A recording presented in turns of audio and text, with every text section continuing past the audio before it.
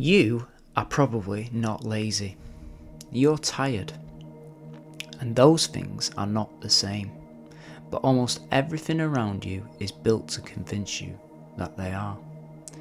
Somewhere in the last decade, rest became suspicious.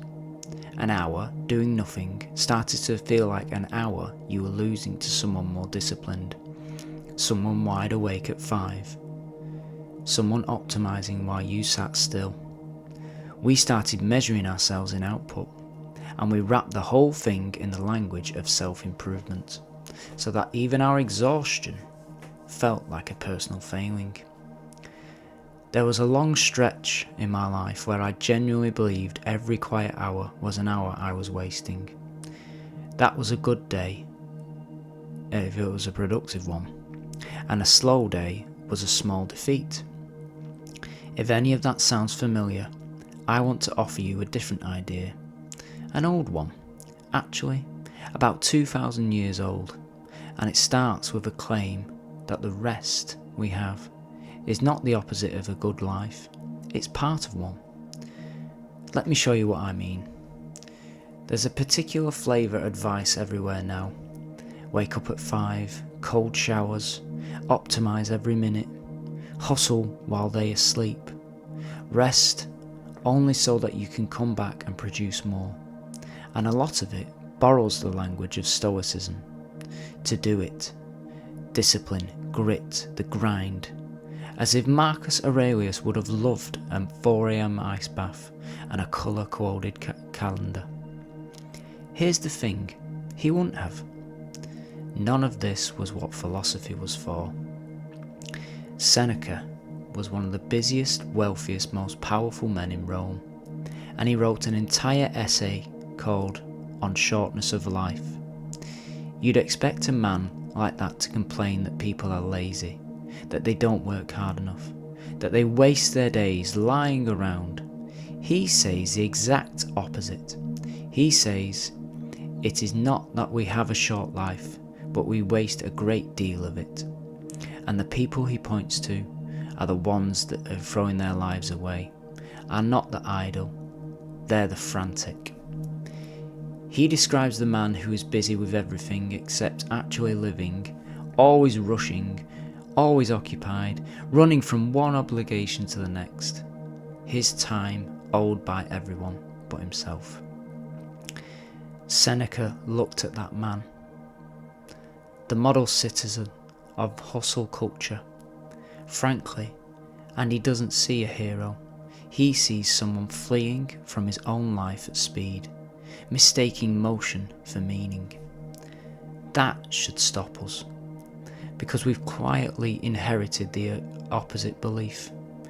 We've come to think that the busy person is the serious one, and the person sitting quietly with a book on a Sunday is someone falling behind. Seneca would say it's the other way round. The one who can sit still, who owns their time, who isn't owned by the next task, that's the person who's actually alive. So how did a philosophy about living peacefully turn into a productive system? I think it happened because hustle culture pulled a clever trick. It took our anxiety and it dressed it up as discipline. Because here's what the grind quietly tells you, that everything is in your control. Your income, your body, your status, your future, all of it. If you just work hard enough, sacrifice enough, optimise enough, and that sounds empowering.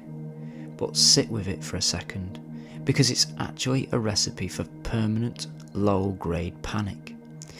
If everything is in your control, then everything that isn't perfect is your fault. Every rest becomes a theft. Every slow day becomes evidence against you. That's not discipline. That's anxiety wearing discipline's clothes. And this is exactly where the Stoics part ways with the hustle gospel. At the single most important idea they had, the dichotomy of control.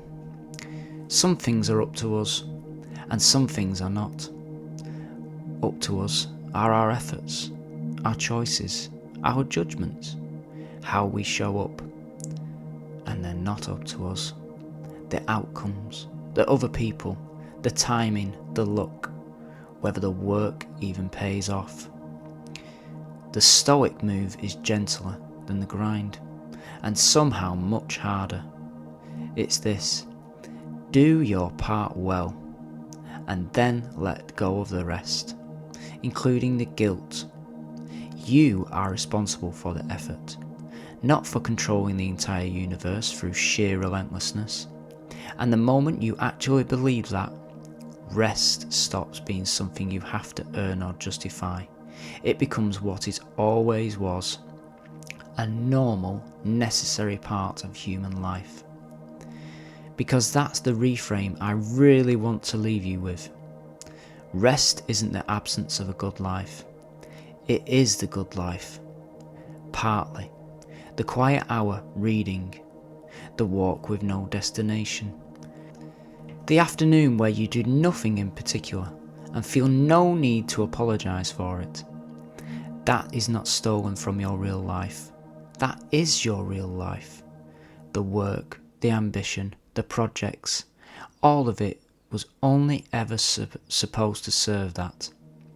Somewhere we flipped it and started treating our lives as fuel for our output instead of the other way round. Marcus Aurelius ran the largest empire on earth. He had more legitimate reasons to grind than any of us will ever have. Wars, plagues, the entire weight of Rome on him. And in his private notebook, the one he wrote only for himself, he kept returning to the value of a quiet, untroubled mind. He prized it above almost everything. If the most powerful and most burdened man alive understood that an unhurried mind was worth protecting, then you are allowed to put the phone down on a Sunday afternoon. You're allowed to rest without filing a report on why you deserved it. Now, I can hear the objection, because I used to make it myself. But successful people grind, the ones who make the sacrifice everything. And look, effort is real, and the Stoics were not against it. They worked hard, but they worked hard at a very specific thing: living well. Becoming wiser, calmer, and kinder. More just effort in the service of a good life, not effort in the service of becoming slightly more efficient machine. The grind asks, how much can I produce? The Stoics ask, what is all this for? And if the honest answer is that you're grinding yourself flat to buy things you won't have time to enjoy, to impress people that you don't even like, then no amount of discipline makes that a life well spent. It just makes you very productive on the way to missing it. So let me give you some things practical, because just rest more is as useless as just stay calm. 3 things. First, grant yourself the permission directly. Actually say it.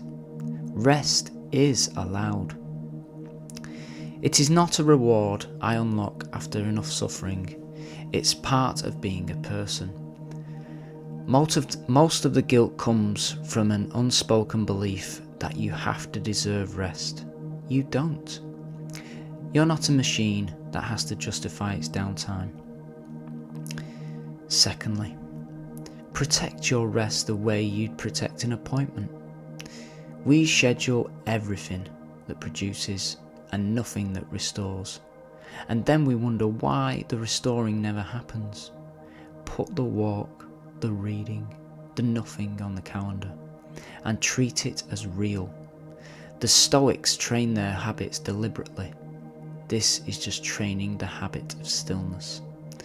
Thirdly, make enough an actual destination. Hustle culture has no finish line.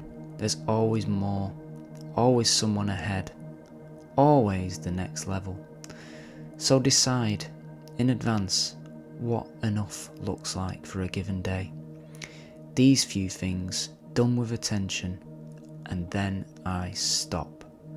Without a definition of enough, you'll always feel behind, no matter how much you do. Enough is not a failure of ambition. It's the thing ambition was supposed to be in service of. Here's where all of this lands.